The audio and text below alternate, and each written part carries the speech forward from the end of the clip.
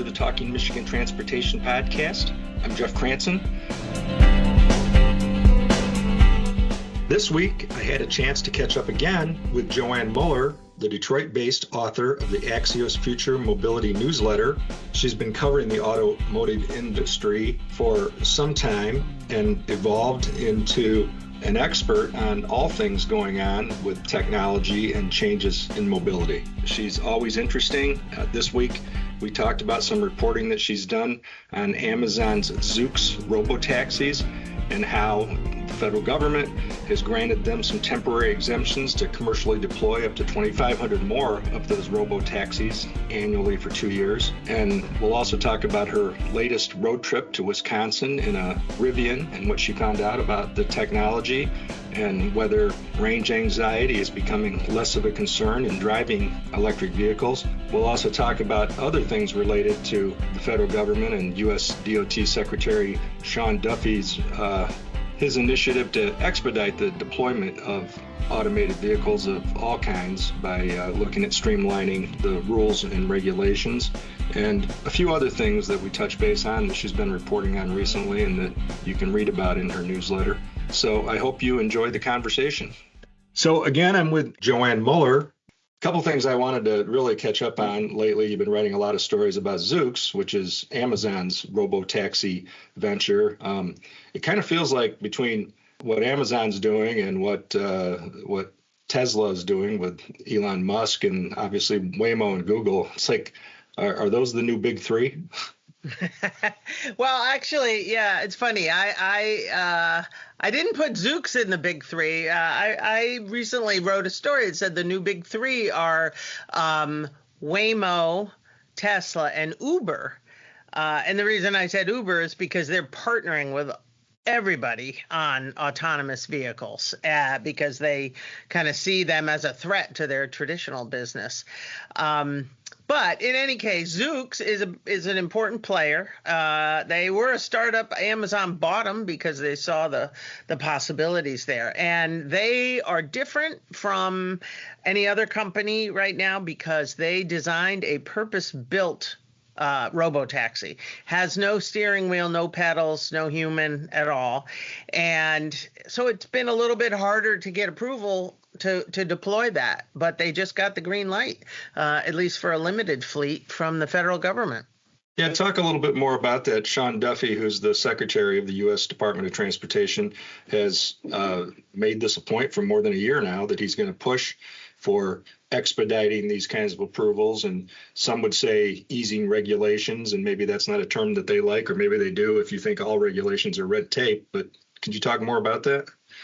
Yeah, sure. I mean, so yes, the Transportation Secretary is a big believer in autonomous vehicles, not only from a safety standpoint, but also he wants to make sure the U.S. industry is strong from a national security standpoint. So what the Trump administration is doing, and particularly Secretary Duffy and the NHTSA administrator, Jonathan Morrison, they are trying to very rapidly clear out a lot of rules that were written decades ago about motor vehicle safety that refer to cars with steering wheels and pedals. And the idea here is if you are having a car that doesn't have a human in it, why do you need side view mirrors? Why do you need windshield wipers? Why do you need a steering wheel or brake pedals? And so they're basically modernizing the rule book for the modern car, which doesn't have a driver.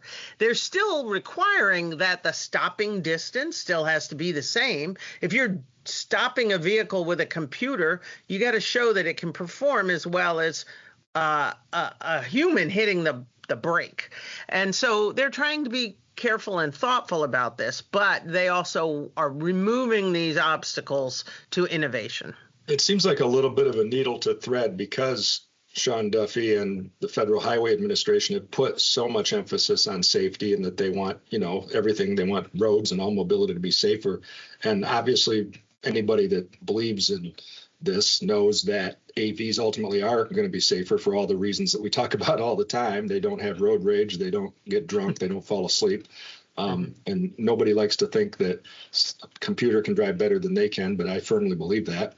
But is it, a little bit of backsliding first, because there's going to be things that happen as you deploy these rapidly and as you do ease the regulations. So, I mean, is that a bit of a contradiction that ultimately we're trying to get to a safer environment? I wouldn't necessarily call it a backslide or a contradiction. I think that the technology itself is remarkable and will in fact make the roads safer. But as they're scaling now, and we're seeing this in particular with Waymo because they're far ahead of everyone else, there's a lot of stuff that keeps coming up that nobody seemed to anticipate. A robotaxi just drove into a flood zone. Robotaxi there was a big power outage in San Francisco and a bunch of cars got stuck, and then every human car got stuck behind them.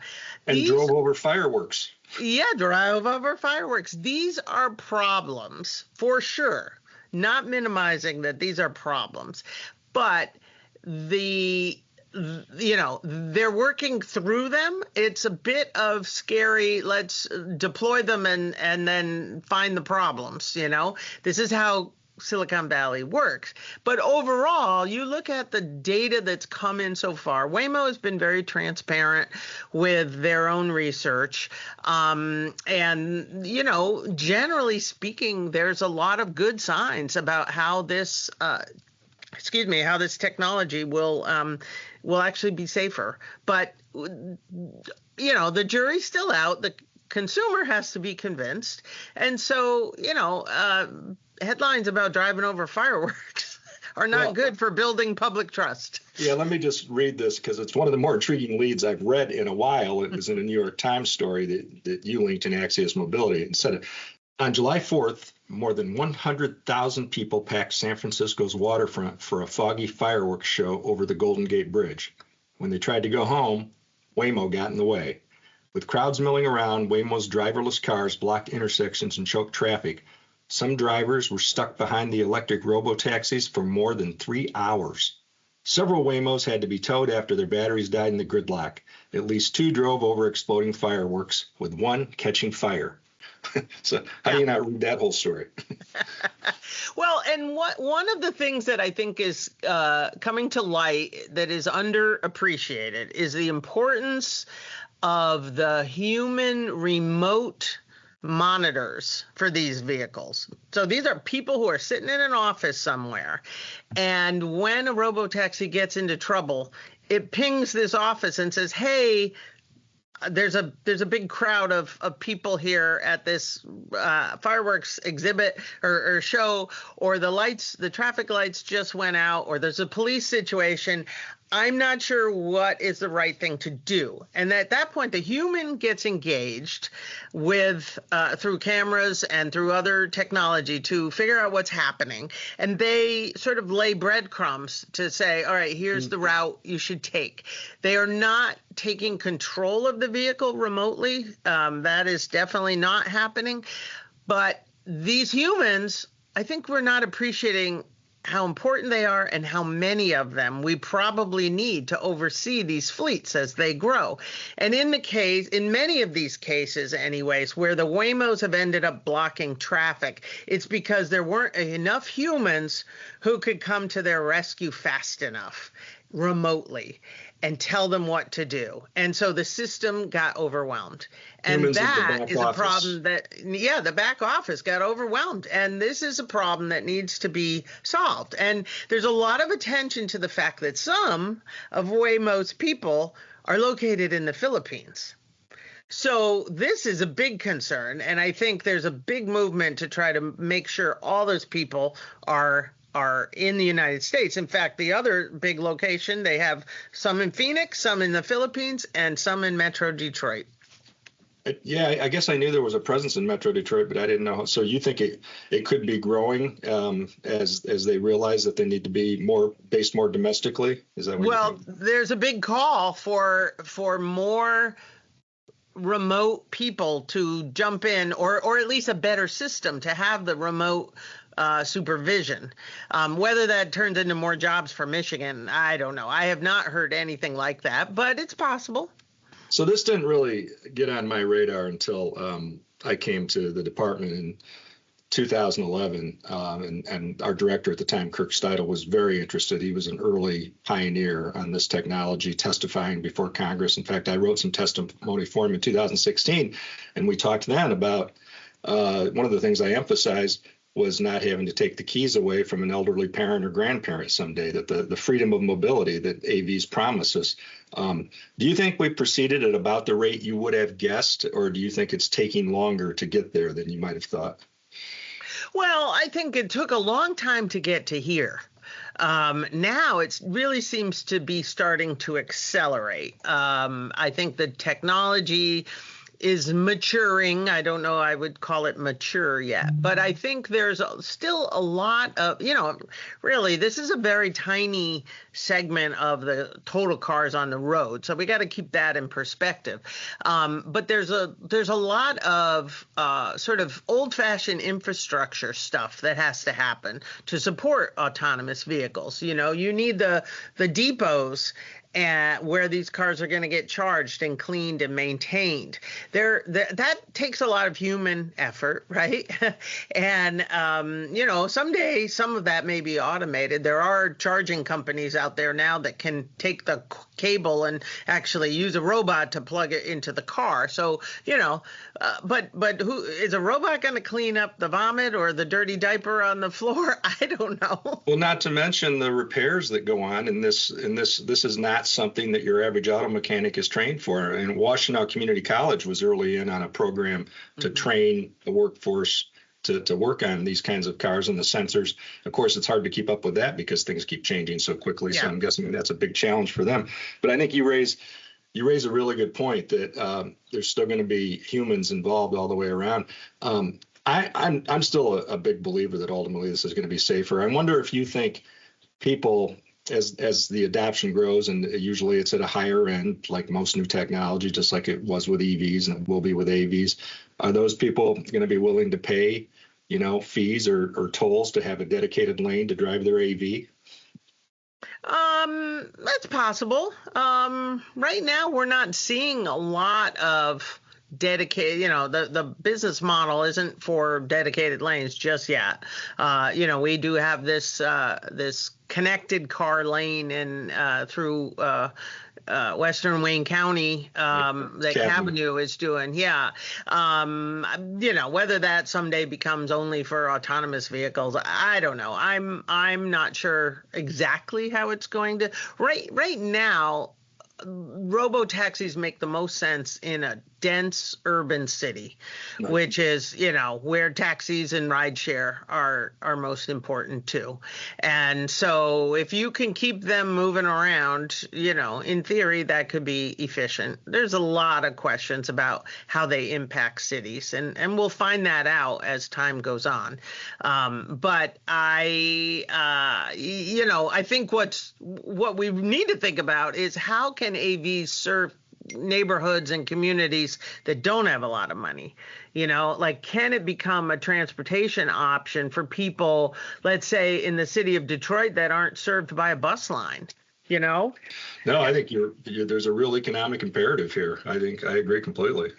Please stay tuned. We'll be back with more Talking Michigan Transportation right after this. Avoid the wait, and remember, the Mackinac Bridge is closed to traffic Labor Day for the annual Bridge Walk starting at 6:30 a.m. Spend some extra time in the UP or take your time heading north, since the bridge won't reopen to traffic until noon to allow walkers to clear the bridge. For more information, head to mackinacbridge.org/walk. Let's talk about your latest road trip. You took a Rivian to Wisconsin. Did you go pretty far north in Wisconsin? Yeah, we went up to the Door Peninsula, well into the woods up there to a place called the Northern Sky Theater, which is up in Fish Creek, Wisconsin. And we took the ferry across the Lake Express ferry from Muskegon to Manitowoc. Or from Muskegon to Milwaukee. Yeah. Yeah. Right. Which was phenomenal. It was very expensive, though. I mean, it cost as much as it would have to fly. But it was on my bucket list, so I wanted to do it. But the Rivian, this is the brand new R2, which is their new sort of mid-sized electric SUV. Super, super important to Rivian's chances for success. And truthfully, it was terrific. It sounds like you didn't have any range anxiety. No, and that's a reflection of the fact that the charging networks out there have improved so much, and the opening of the Tesla network to other cars. Rivian is one of the first vehicles to have the Tesla style charging port on it. And that is how a lot of companies are going. Yeah. So why did Tesla do that? What advantage did they finally see in making that available to other vehicles? Well, Tesla has always said its goal is to electrify the entire nationwide fleet of cars. So, you could argue, it's altruistic. They also make money, they're selling access to their charging network, but not all of it. It's only about, I want to say it's less than half, whatever it is. But their network is so reliable and so ubiquitous that, other companies were jumping at this chance to have their cars be able to be charged there, because it means GM can sell more EVs if their customers can go to the to the Tesla charger. And I was saying that so Rivian is one of the first companies to have a NAC style port on their car. That's the Tesla style port, and that's like key. Once you have the port on the car matching the plug on the charger, it becomes very seamless. Right now, because the whole industry is moving toward Tesla's standard, everybody has to use adapters, to make A and B talk to each other. And there can be some problems with adapters, as you can imagine. It's not an ideal situation. When it is fully, when it's A to A, it's brilliant and wonderful. And that's what I experienced with the Rivian at a Tesla charger. And by the way, all of GM's new EVs have that port. Ford is going to that technology. Literally everyone in the industry is. And so, another year or so, probably will be there in a way. And the charging companies are also adapting the Tesla standard. So everybody's getting on the same page here very soon, and that will make it very easy. It'd be almost like you could charge every phone and tablet and other device with a USB-C, right? Yeah. Although, how annoying it is that Apple constantly changes. You had the C, and now you have the whatever they call the new thing. Yeah, exactly. That's there's obviously an economic reason for that. But I want to explore more what you think is going on from a policy standpoint, because the charging network, because again, Sean Duffy and the federal government said, we don't like NEVI, but it's too far down the tracks for us to stop it now. So, they let it go ahead. But there's still that anti-EV sentiment out there. So do you just see that gradually fading away? I have come to realize that NEVI is not that important. It was a big signal during the Biden administration that EVs are great. Let's go for it. We're going to put these. We're going to have this policy where we have to have every state has to have EV chargers along the highway, and it was really like a security blanket for consumers. It was a signal for consumers. But the fact of the matter is the vast majority of chargers that are being built today are being built with private capital and not with government money, like the vast majority of them. And the network is so much better because the charging companies are spending the money. They're not spending the government money. Now, One interesting thing that I did see, like once a state does spend their government, the NEVI money that, this is the federal money program for fast chargers along the highway. Once their highway is well electrified, they can then use that money for charging in other places. And, we'll see how states spend that. But in Florida, for instance, they are putting it toward charging for electric air taxis. Interesting. And I found that really interesting because Florida says that's where we want to lead. I don't know where Michigan stands right now on spending its NEVI money, but it is not as important as the private capital that's getting spent. That's the point I want your listeners to know. Well, and I think that kind of says that both sides were right. You send a signal and you tell the marketplace that we believe in this and we're going to support you, and then the marketplace does what it's going to do, which is create the infrastructure and find an incentive for them, which they're doing. So yeah. It's all good, I think.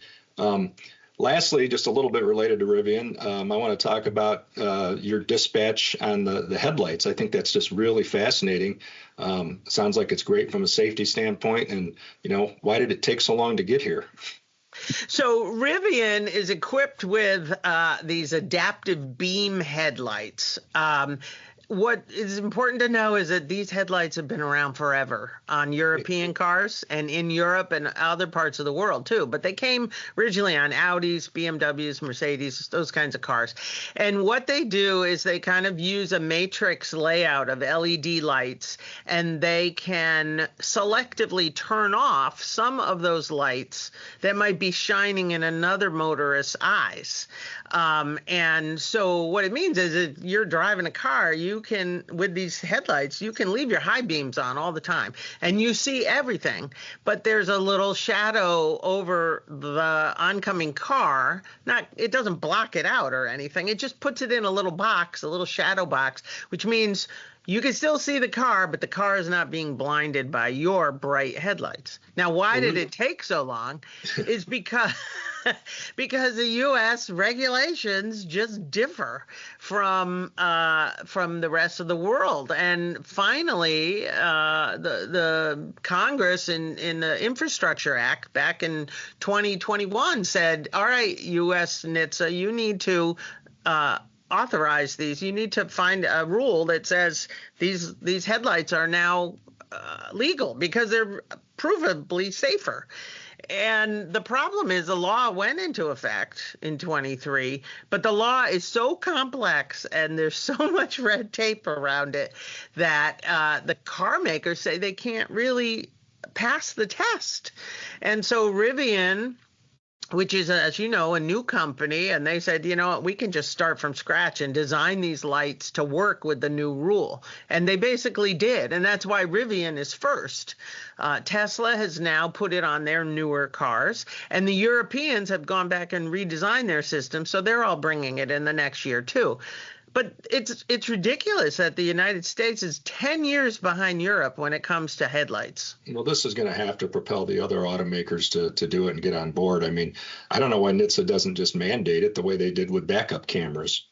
That seems like the ultimate solution. Yeah, but they should have written an easier law, like a simpler law that you can abide by. You know, I mean, there was an SAE agreement on what it should be, and then somehow they made it more complicated than it needed to be.